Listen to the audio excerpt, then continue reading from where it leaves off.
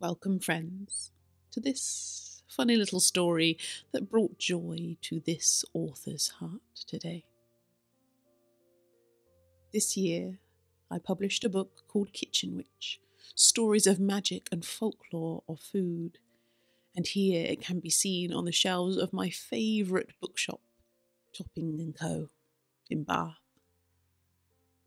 Now, when I'd almost finished the book, I took an evening off to watch a travel documentary with the wonderful Stanley Tucci.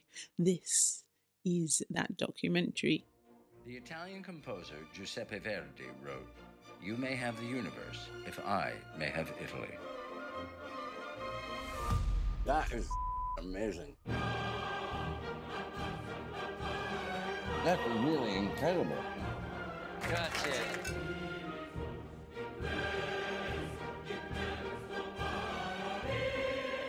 Stanley Tucci, Searching for Italy, Sundays at 9 on CNN. To understand Italy, you need to look at the food, the glorious food.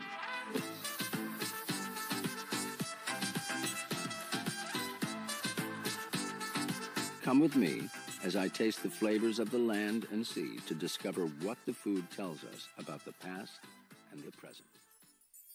In the programme, in Milan, Stanley and his companion enter a secret door to a cocktail bar, and they must give the password, which is Arima, the name of the witch that is said to have saved the area from the Great Plague, and inspired by her work, they drink a cocktail infused with charcoal.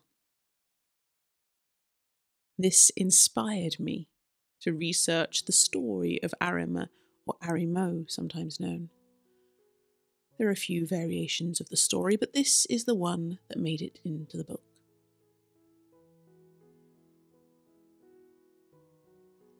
A strega, a witch named Arima, once lived in Milan.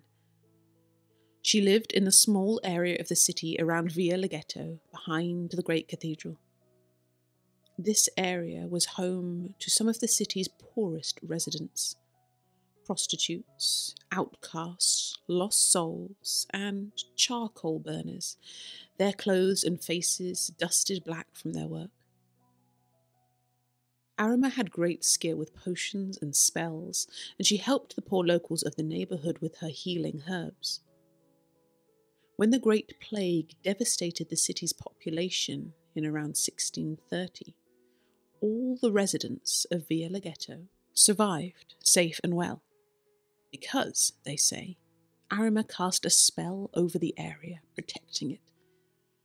People have since posed the more scientific explanation that it was the antibiotic properties of the charcoal that saved them.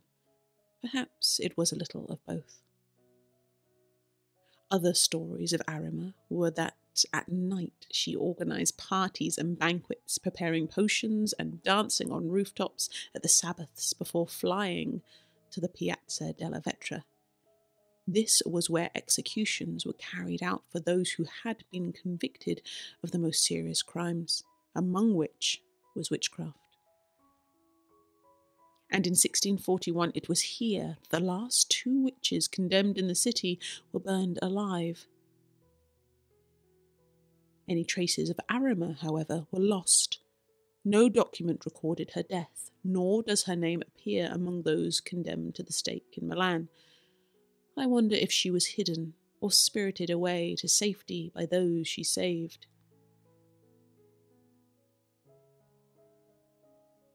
And at the back of the book, I acknowledge the story of Arima, the Milan witch, was discovered in the gorgeous travel documentary series Searching for Italy with Stanley Tucci.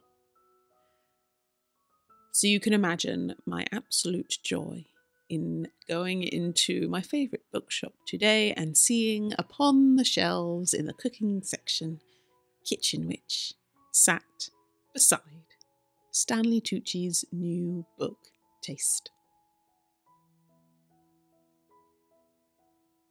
Just a little thing, perhaps, but but it brings great joy to this author's heart and somehow feels like the little story of Stanley Tucci and Arima the Witch have come full circle and settled home in this beautiful bookshop in Bath.